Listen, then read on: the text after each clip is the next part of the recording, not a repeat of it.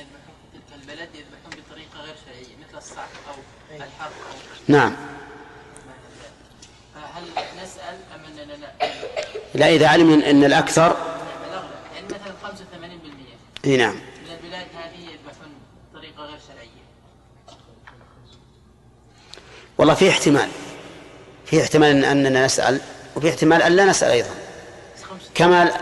كما لو مثلا وجدت إناءين، بل وجدت 5 أواني و4 منها نجسة واحدة طاهرة، فهو لا يجب عليك أنك تترك هذه الأواني كلها، بل تتحرى وتأخذ بالطاهر، إلا على قول بعض العلماء.